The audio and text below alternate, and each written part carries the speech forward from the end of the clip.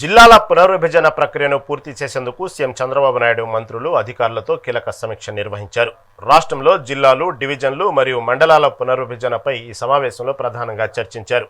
గతేడాది నవంబర్ 27న విడుదలైన ప్రాథమిక నోటిఫికేషన్పై ప్రజల నుండి వచ్చిన అభ్యంతరాలు, సూచనలను ముఖ్యమంత్రి క్షుణ్ణంగా పరిశీలించారు. నెల రోజుల పాటు అభ్యంతరాలను స్వీకరించిన ప్రభుత్వం పరిపాలన సౌలభ్యం మరియు ప్రజల అవసరాలకు అనుగుణంగా తుది నిర్ణయం తీసుకునుంది.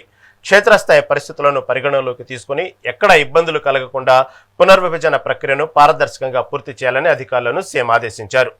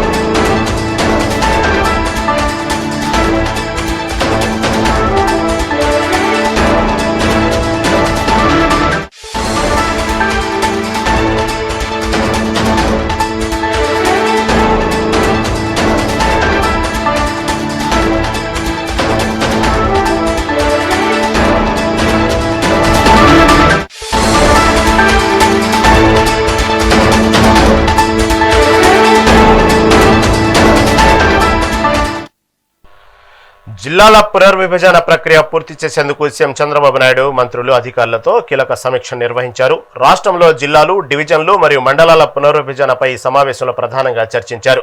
గతేడాది నవంబర్ 27న విడుదలైన ప్రాథమిక నోటిఫికేషన్పై ప్రజల నుండి వచ్చిన అభ్యంతరాలు, సూచనలను ముఖ్యమంత్రి క్షుణ్ణంగా పరిశీలించారు. నెల రోజుల పాటు అభ్యంతరాలను స్వీకరించిన ప్రభుత్వం పరిపాలన సౌలభ్యం మరియు ప్రజల అవసరాలకు అనుగుణంగా తుది నిర్ణయం తీసుకునుంది. క్షేత్రస్థాయి పరిస్థితులను పరిగణలోకి తీసుకుని ఇక్కడ ఇబ్బందులు కలగకుండా పునర్విభజన ప్రక్రియలను పారదర్శకంగా పూర్తి చేయాలని అధికారులకు సీఎం ఆదేశించారు.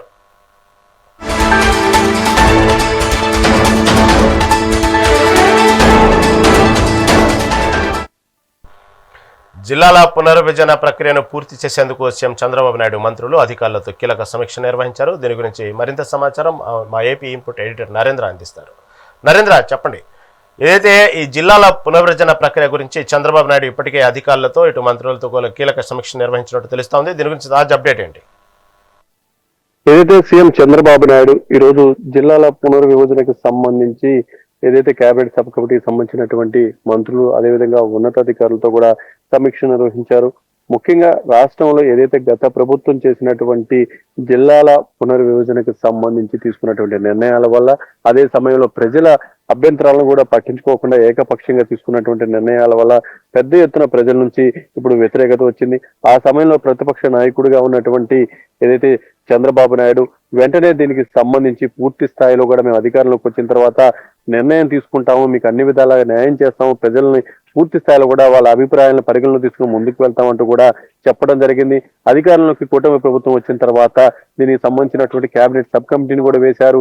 దానిపై ప్రధానంగా మనం ఒకసారి చూసుకున్నట్లయితే దగ్గర 927 అభ్యంతరాలు వచ్చాయి. ఏదైతే ఈ కేబినెట్ సబ్ కమిటీ దృష్టికి వీటికి సంబంధించి కూడా పూర్తి స్థాయిలో పరిశీలించి వాళ్ళ అభ్యంతరాలను పరిగణలోకి తీసుకుని దాని విధంగా ముందుకు వెళ్లాలంటూ కూడా చంద్రబాబు నాయుడు ఇటు కేబినెట్ సబ్ కమిటీలో మంత్రులకు చెప్పడం జరిగింది. అధికారులు కూడా ఆదేశించారు. ముఖ్యంగా జిల్లాలు, డివిజన్లు, మండలాల పునర్విభజన ప్రాథమిక నోటిఫికేషన్ పై వ్యక్తమైనటువంటి సూచనలు, సలహాలను పరిగణలోకి తీసుకుని తుది నోటిఫికేషన్ జారీ చేయాలంటూ కూడా ఈ రోజు చంద్రబాబు నాయుడు ఇటు దానికి సంబంధించినటువంటి కేబినెట్ సబ్ కమిటీ దృష్టికి అధికారుల దృష్టికి తీసుకువెళ్లారు. గత నెల 27న జిల్లాల పునర్విభజనపై రాష్ట్ర ప్రభుత్వం ప్రాథమిక నోటిఫికేషన్ జారీ చేసింది. కొత్తగా 3 జిల్లాలు, 5 రెవెన్యూ డివిజన్ల ఏర్పాటుతో సహా వివిధ మార్పులపై నోటిఫికేషన్ విడుదల కాగా దీనిపై నెల రోజుల పాటు ప్రభుత్వం అభ్యంతరాలను స్వీకరించనుంది. రాష్ట్ర వ్యాప్తంగా మొత్తం 927 అభ్యంతరాలు వచ్చాయి. అదేవిధంగా కొన్ని సూచనలు కూడా వచ్చాయి. వాటన్నిటిని కూడా చంద్రబాబు నాయుడు ఈ రోజు క్యాంపు కార్యాలయంలో సమీక్ష నిర్వహించారు.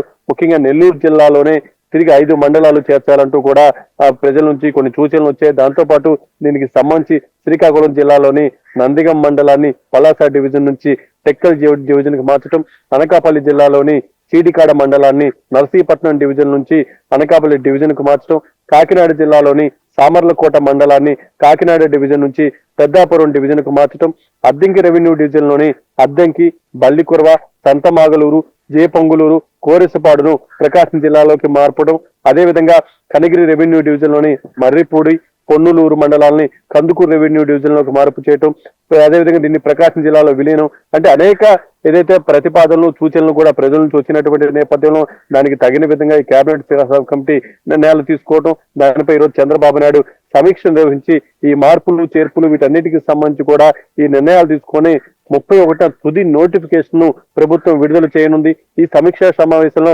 మంత్రులు అనిగాని సత్యప్రసాద్, మంత్రి నారాయణ, మంత్రి అనిత, రెవెన్యూ శాఖ ప్రత్యేక ప్రధాన కార్యదర్శి సాయి ప్రసాద్, ఇతర ఉన్నతాధికారులు పాల్గొన్నారు. మొత్తంగా ఏదైతే జిల్లాల పునర్విభజనకు సంబంధించి రాష్ట్ర ప్రభుత్వం ఏదైతే గతంలో చేసినటువంటి తప్పులన్నింటినీ కూడా సరిదిద్దే విధంగా ముందుకు వెళ్ళబోతూ ఉంది. Right Narendra, right, thank you for update.